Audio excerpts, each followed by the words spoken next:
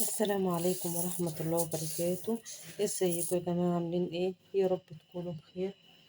النهاردة انا طالعة اتكلم معاكم في رسالة جات لي، يعني مش فيديو ولا حاجة، بس هتكلم معاكم بس في رسالة جات لي كده. في واحدة بعد كتبت لي رسالة يعني على الخاص، بتقول لي انا هسألك على حاجة. انت هدفك ايه لما انت عملت القناة، او نفسك في ايه تعملي ايه؟ بصوا يا جماعة،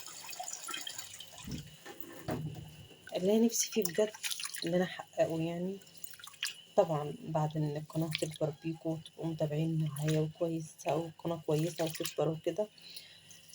هو في حلم انا نفسي اعمله قوي، يعني هو حلم بسيط اولا، يعني مش حاجة كبيرة، بس انا نفسي في الحاجة دي قوي. هقول لكم هو ايه. هو طبعا كل واحد في حاجة بيبقى نفسه في حاجة يحققها يعني، أو حاجة هتريحه أو حاجة هتسعده، بس أنا نفسي في إيه؟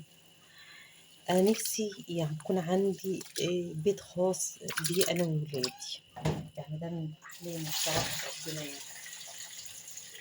إن أنا يبقى عندي بيتي الخاص كده بيا وبولادي معايا في نفس البيت. يعني ده حلمي بصراحة، يعني لو جبت الحق نفسي في كده أوي.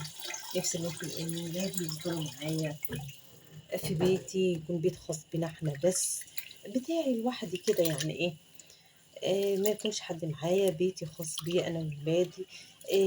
تحت تصرفي أنا اللي مسؤولة، بيتي مسؤولة فيه عن كل حاجة. يعني قد هو قد إيه حلم بسيط بس حلو.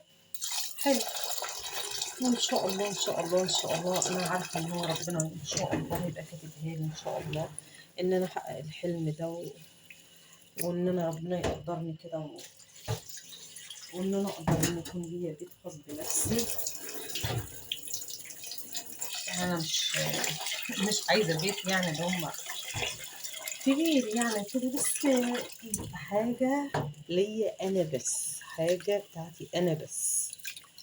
إيه رأيكم بقى في حلم البسيط ده؟ حلو ويستاهل ولا لأ؟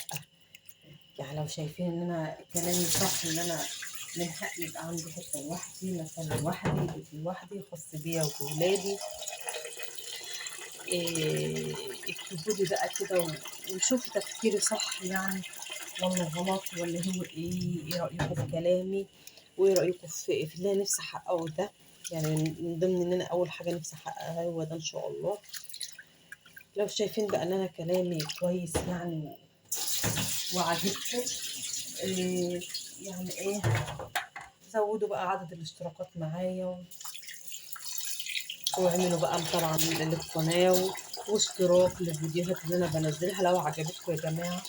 انتوا طبعا على راسي وعلى دماغي من فوق، وان شاء الله ان شاء الله مش هكبر ولا القناة هتكبر الا بيكوا انتوا، لان انتوا اللي بتعملوا اي حد، ويكون شرف ليا ان اي حد يدخل بس يتفرج على ايه، على اي فيديو انا بنزله.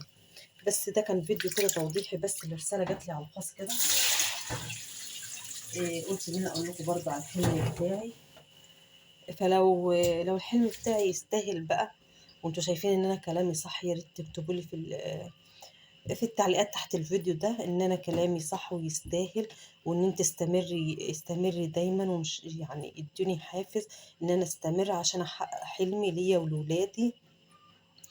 وهستنى بقى، استنى تعليقاتكم الجميلة على الفيديو، والمشاركة معايا وتشجعوني.